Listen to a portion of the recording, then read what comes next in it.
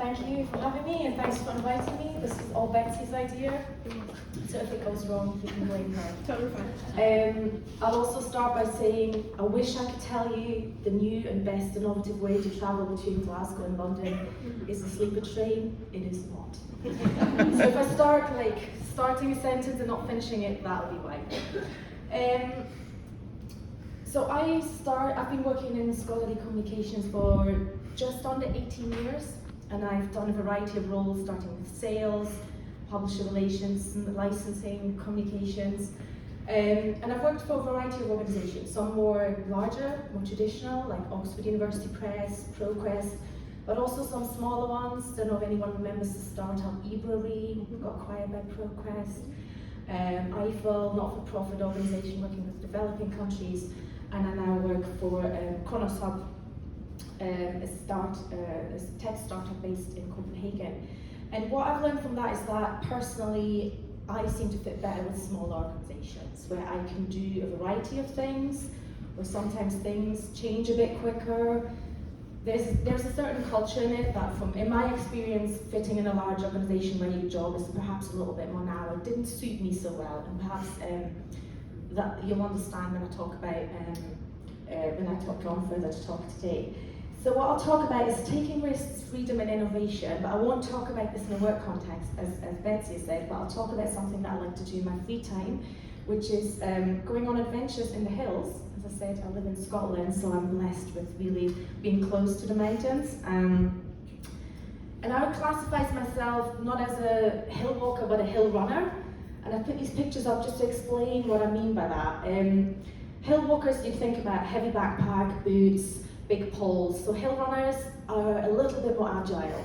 So I don't wear big boots, I wear trainers. Yes, my feet get wet, but I don't really care. I've got a small pack, light jacket. If I travel in winter, I don't wear big crampons. So it means I can go out for longer, I can go further, I'm a little bit more agile on my feet, but obviously there's risks involved with that. You know, if I'm going down a hill quickly, the risk of falling is higher. If I get injured, I maybe don't carry as many layers as a hill walker, but it's the sense of adventure that I really enjoy. So I'll start off by telling you why I enjoy what I do. And I think number one for me is really the freedom. Getting out in the hills, exploring, and sometimes just heading up the hill and not talking to anyone, not seeing anything, just thinking about moving and getting up. Even if it's through bog, really something that switches your mind off. And I think it's especially during lockdown, when I was at home with the kids. Once a week I was just like, I have to get out guys, I'm sorry I can't do this. And you just completely switch off, so that's something I really enjoy. Next up is really exploring new areas. There's some places that I go back to that are close to where I live, but really enjoy just exploring new areas and discovering new places perhaps that other people haven't been to. The goal is always getting to the top of the hill. This is the care you'll find at most hills, not on top of every hill, but there's that sense of achievement, making the top of the hill, that is always, one of the highlights of the day out for me. And as you'll see here, sometimes it's pretty and sometimes it's not. Often it's rainy at the top, there's no views, it's blowing a gale, and you don't always get your phone out to take a picture, so that's why there's a lot of sunny pictures here, because when it's really bad, I just don't take my phone out. So it's not always like that in Scotland, but those are the days to remember for sure. So getting to the top is always great. The other thing is completing a route. If I've planned out a route, that sense of achievement when I've done what I set out to do, and I've planned it and I've completed it, that's definitely a highlight to say, yes, I had it in my head, is it going to work out? It did, that's definitely a highlight. And then there's metrics. It's a bit like citations. I don't want to say I go out in the hills because I love people giving me kudos on Strava. I don't know if you're familiar with Strava. It's like social networking for athletes.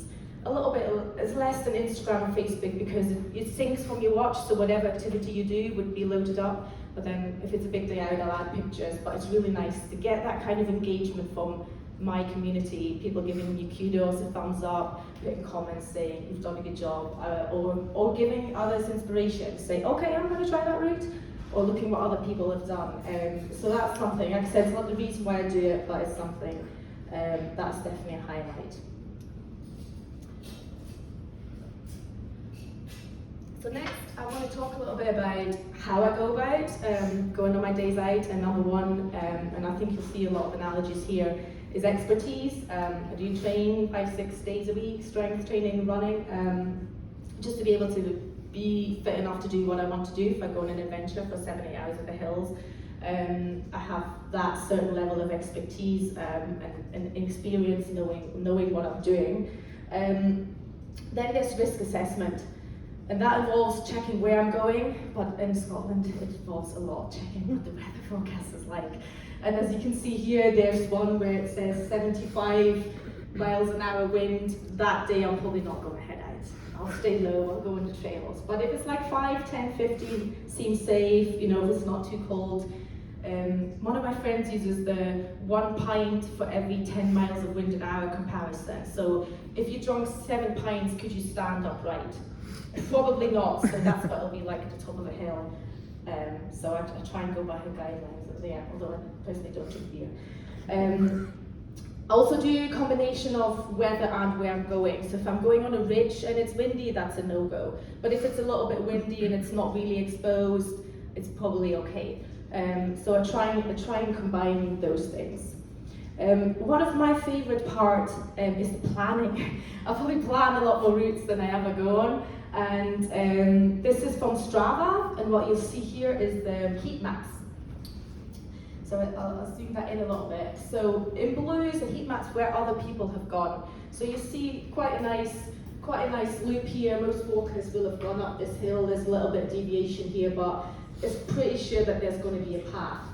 And here you can see people go up and down. There's some that go that way. What I love to do is looking at this and thinking, how can I combine those two? How can I go up this hill and then go across? Is that possible?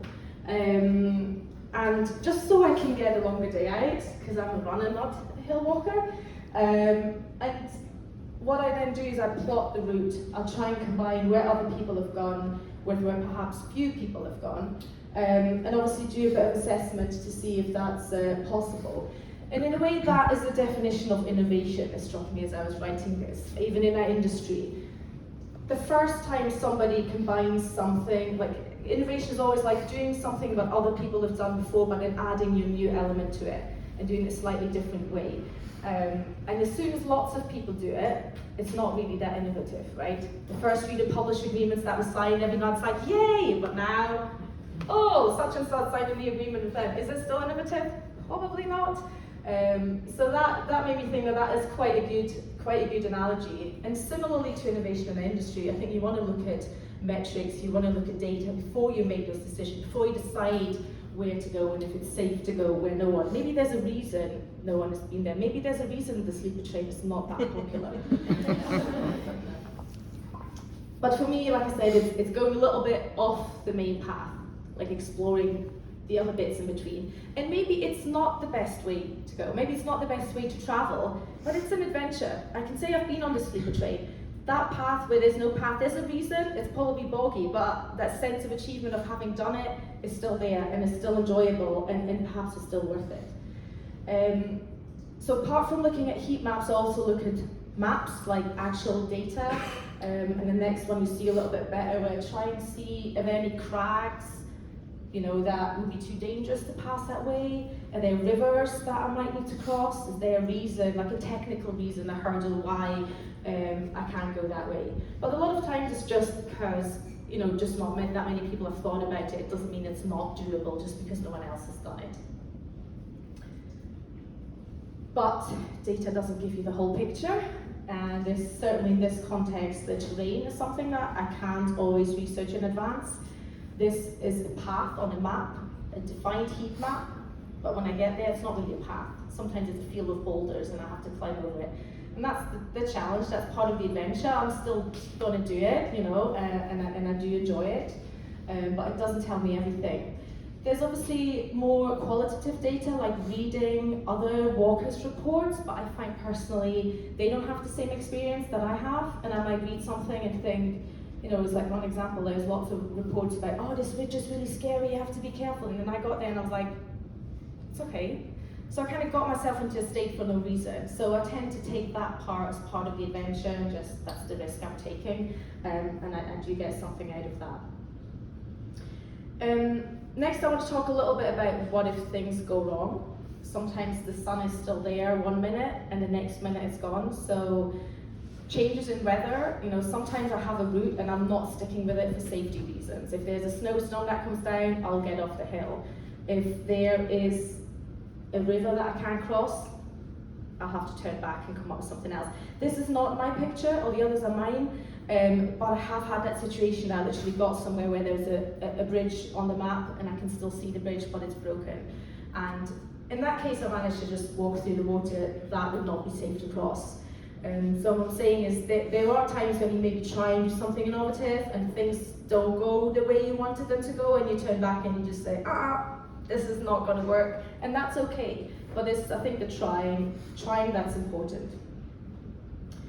What I haven't talked about yet is the people. This is the motto of Glasgow, where I live. People make Glasgow. And for me, the same goes as well in my private life, going out in the hills. What I do is really because other people that I spend time with inspire me to do other things, to do adventure, because they take me on their adventures. You think I'm crazy? There's 282 Munros in Scotland. I've got a friend who's training for a self-propelled Munro round. She's going to cycle and kayak between each of the Munros in a month. That's a completely different level. But it's inspiring, right? For me anyway. And the same goes for this community actually, for scholarly communications. Yesterday I had the pleasure of taking up some people that were in Glasgow for UKSG up a hill. And it's really nice to do that. And there's so many people that have inspired me that I can go back and talk to, that I've known for a really long time through the industry, that I can call up and say, should I do this, should I not do this? That give me advice. And I really appreciate that. And it's going to events like the London Book Fair, this kind of day, UKSG. It feels like a community, even though you shift company who you work for. It's a bit like a family, you recognise each other. And I want to come back to what I said this morning, earlier at the start of the talk, sorry, it's still the morning, about organisations that I like to work for, and actually want to go back and say, I don't think it's just small organisations that I'm fitting better, but I think there's the startup spirit that I really enjoy. And at the moment at Kronos Hub, it's a really positive team. I've been in a small organisation where the spirit is not positive, where you want to do something new and people put you down. Whereas these guys, someone has an idea to do something, yes, we discuss it, but we try and get together and we try and make it work if it's doable. It's a real can-do attitude that I really enjoy. And I think it's that startup element that I've only really experienced when I was at Ebury, the same kind of attitude. You speak to a library, you really want to do something, and you speak to the team, and as a small team you can sometimes be more agile and make it happen quicker. And that's everything I had for you. One more sunny picture with the dog, just because that was one of the best days I ever had actually. Lovely sea to swim in as well. Thank you so much.